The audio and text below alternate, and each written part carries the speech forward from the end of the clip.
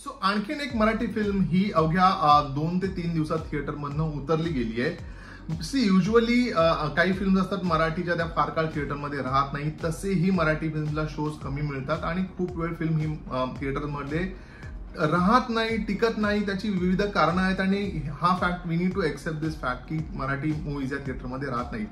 As a movie critic किंवा जे पण मी रिव्ह्यू करतो, मलाही खूप प्लॅन करायला लागतं. जेव्हा कुठलीही मराठी फिल्म रिलीज होणार असेल तर अगदी वाट बघायला लागते की पटकन एखादा शो मिळेल, त्या शोला जाऊन बसायचं आणि ती फिल्म पाहायची आणि रिव्ह्यूज तुमच्यापर्यंत घेऊन यायचे.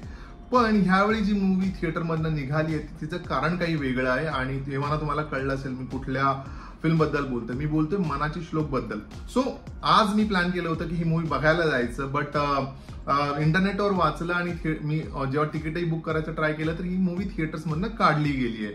आणि मग मी थोडा रिसर्च केल्यानंतर कळलं की एक मोठी कॉन्ट्रोवर्सी ह्या फिल्मच्या अराउंड निर्माण झाली आहे. आणि मला वाटलं की ओके, रिव्ह्यू नाही करू शकत ना, पण हा खूप महत्वाचा मुद्दा मी मांडू शकतो आणि त्याबद्दलच ह्या व्हिडिओमध्ये बोलणार आहे. व्हिडिओ खूप स्पेशल असणार आहे, तो शेवटपर्यंत नक्की पहा.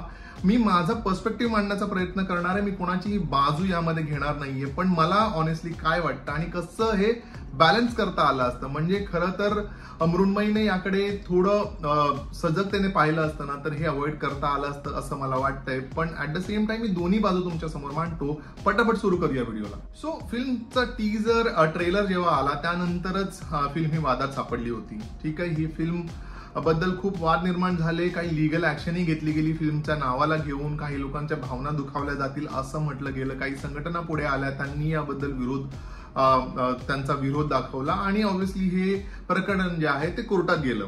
आणि बघा, म्हणजे कोर्टात जाऊन सुद्धा सुप्रीम कोर्टाने ह्या फिल्मच्या टायटल जे आहे मनाचे श्लोक त्याला क्लिअरन्स दिला होता की नावानुसार काही प्रॉब्लेम नाहीये. कदाचित त्यांनी फिल्म पाहिलीही असावी असं मी अज्युम करतो आणि त्यानंतरच असा डिसिजन दिला गेला असावा की फिल्म रिलीज करू शकता. पण मीन टाइम कोणीही मला वाटतं फार काही आवाज केला नाही. आणि जेव्हा फिल्म थिएटरमध्ये गेली त्यानंतर हे सगळं सुरू झालं की थिएटरमधनं म्हणजे फिल्म काढा किंवा लोकांच्या भावना दुखावल्या जात आहेत किंवा व्हॉट एव्हर. म्हणजे खूप सेन्सिटिव्ह पब्लिक आहे आपल्या देशात आणि हे आपल्याला माहितीच आहे. आणि याला काही अपवाद नाहीये. म्हणजे मराठीतली एखाद फिल्म याला अपवाद आहे का तर नाही. बॉलिवूड मधल्याही किंवा मोठ्या मोठ्या बजेटच्या फिल्म्स घेऊन सुद्धा अशा कॉन्ट्रोवर्सी झाल्यात आणि हे आपल्याला माहिती आहे.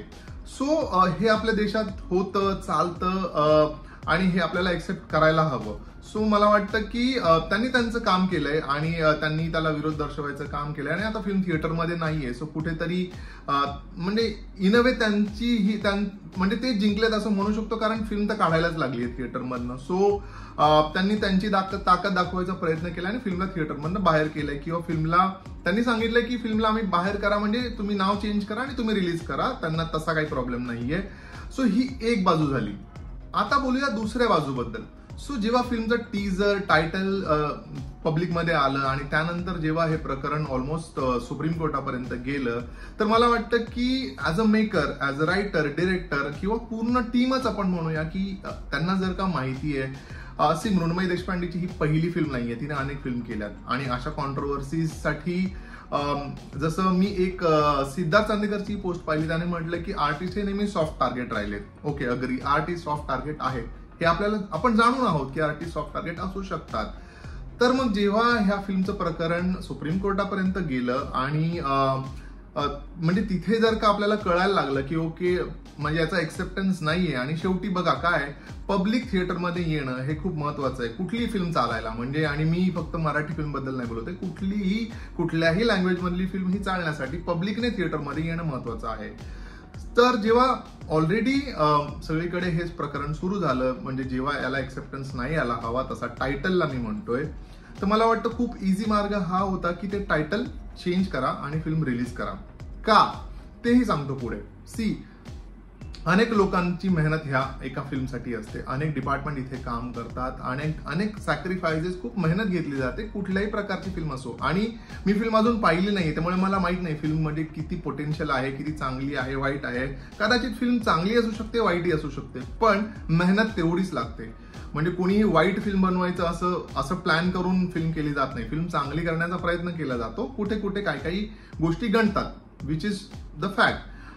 पण जर का हे सुरू झालं होतं तर मला वाटतं मेकर्सने किंवा सगळ्यांनी मिळून हा कॉल घ्यायला हवा होता की प्रकरण वाढू शकतो. कदाचित त्यांनी हे एक्सपेक्ट केलं असेल की ओके सर्वोच्च न्यायालयाने याला टायटलला क्लिअरन्स दिलाय तर काही होणार नाही. पण अल्टिमेटली मला वाटतं ह्या देशात आपण राहिल्यानंतर ह्या गोष्टी आपल्याला माहिती आहेत, सो रिस्क घ्यायला नको हवी ती सगळ्या मेकर्सनी. आणि स्पेशली मृण्मयी देशपांडेचं मी नाव याच्यासाठी घेतोय because she is captain of the ship for this film.